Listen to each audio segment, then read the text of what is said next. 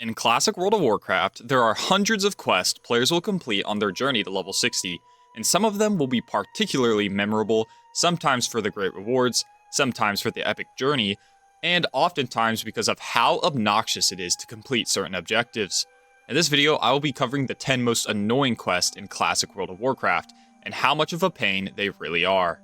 First up, we have a quest that I personally despise for how annoying it is the first time you do it, and don't know how it works, and that is the Tanaris Field Sampling quest. This is a level 46 Horde quest found in Tanaris that requires the player to test various samples from beasts in the zone, and then test them with a kit until they get 8 acceptable samples from each of the required beasts. The annoying part about this quest, besides how tedious it can be since you have to get 24 items, all of which are not 100% guarantees from testing samples, but also that it has a 2-hour time limit it must be completed within whenever it is accepted. Now, normally this wouldn't be a problem, because most timed quests you can just abandon, then re-accept when you want to do it. But for this quest, it isn't so easy. You see, to do this quest, you need a field testing kit, awarded from the prerequisite quest chain from the quest Slake That Thirst. This kit is a quest item, so if you abandon the quest, you will get rid of your kit. But the only way to get another one is to go all the way to Undercity and buy it from a vendor.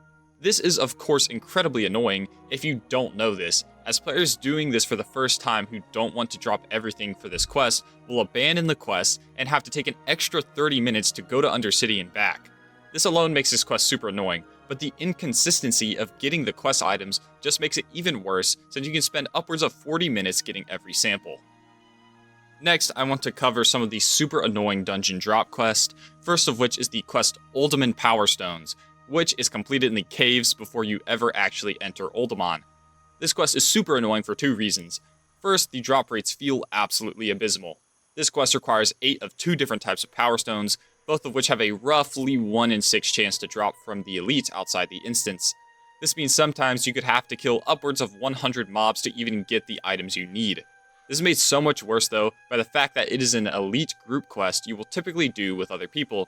This means for each other person in your group, you'll be farming that many times longer for mob drops.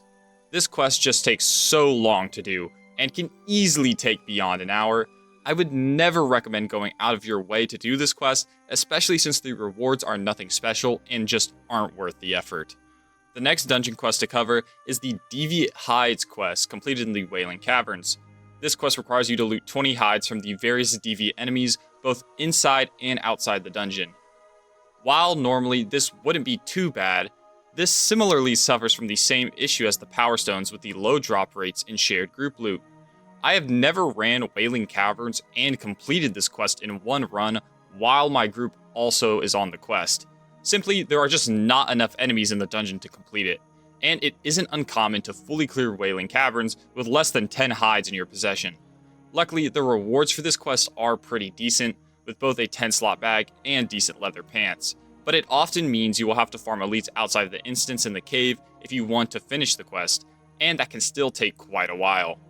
Now, the last of the dungeon-specific quests we have to talk about is the Seal of Ascension, the attunement quest for Upper Blackrock Spire. To complete this quest, you must pick up the Seal of Ascension's quest item and take it to the Scarshield Infiltrator in Lower Blackrock Spire, and then go and acquire 3 separate gemstones from the bosses in the Lower Blackrock Spire. While this seems pretty simple of a quest, it can actually be super tedious for a multitude of reasons.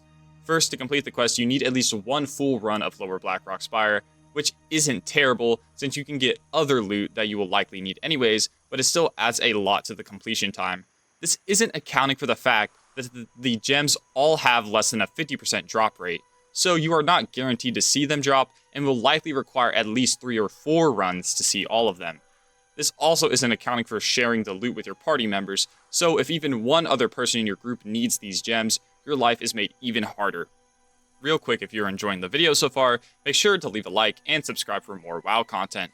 Seeing as a lot of my viewers are not subbed, if you find yourself to be watching a couple of my videos, help me out and leave a sub below. Anyways, back to the video.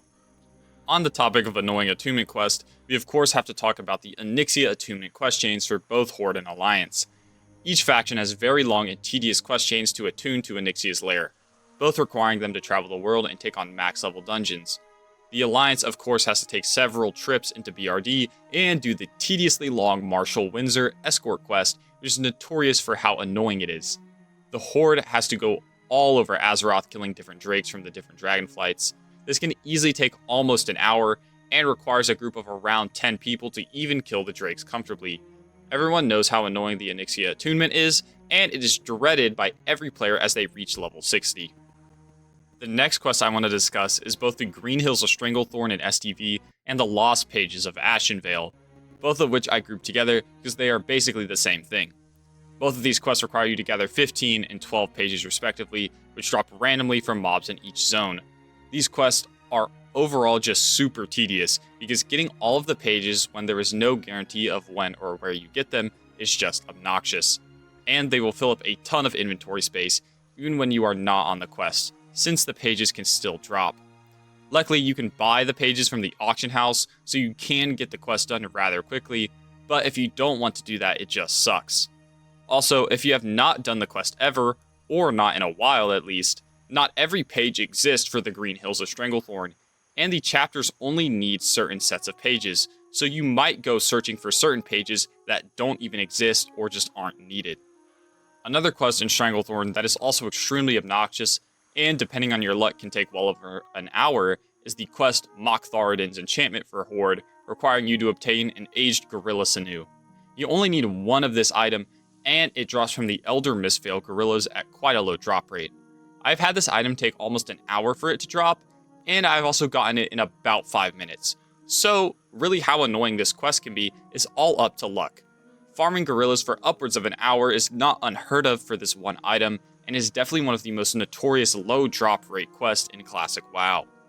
Now, I want to talk about the Robot Chicken Beacon Escort quest located in Fairless, the Hinterlands, and Tanaris. These quests are started from various egg beacons that drop randomly throughout the zone from any enemy, and require the player to escort a robotic chicken across the respective zones. These escort quests are far worse than others for one main reason. They just take absolutely forever. Each of these can easily take over 30 minutes, and the Tanaris one in particular takes forever to complete. The long travel time combined with having to defend the chicken makes these quests feel like an eternity. It gets even worse if the chicken dies during the escort 20 minutes in, causing you to fail the quest and have to restart from the beginning. These quests are pretty much never worth the effort, and oftentimes just grinding mobs will yield more experience than doing these escorts. To end off the video, there are 2 class quests I want to discuss. The first being the Druid Aquatic Form quest, first obtainable at level 16. This quest involves going all over the world as you gather items and talk to different NPCs. This is one of the most tedious and time-consuming class quests, especially since it is a low level and druids won't have access to travel form, so they have to walk everywhere. Luckily, they have their Moonglade teleport, but that doesn't fix everything. Since Alliance druids will be night elves, to complete this quest, they will need to go to Westfall, requiring them to get either a summon or do the Wetlands run. The latter being very obnoxious and time-consuming for only a single stage of the quest chain. The far worse class quest, though, is definitely the Shaman Water Totem quest chain, which has lots of continent hopping and requires the player to fill up 3 different water skins from each respective level 20 zone, one at a time, and bring them to an NPC in the Southern Barrens. This quest chain entails a lot of running and multiple trips between the Barrens and the Eastern Kingdoms. Luckily, Shamans will have Ghost Wolf, so it isn't terrible, but the travel time still can add up. After filling each water skin, the player will need to go to Silverpine along a hidden path for the final part before heading back to the Barrens. Overall, this quest chain will require the player to pick up the quest from a trainer, go to the first NPC by Ratchet in the Barrens, go to the next NPC in the Southern Barrens, going to Hillsbrad, going back to the Barrens, going to Ashenvale, going back to the Barrens again, going back to the first Barrens NPC, going to Silverpine, and then going back to the Barrens. If that sounds like a lot of running, well, it is, especially if you don't have all those flight paths. If you enjoyed the video, make sure to like and subscribe for more WoW content like this. If there were any quests you think should have been mentioned, let me know in the comments below. Anyways, I'm out.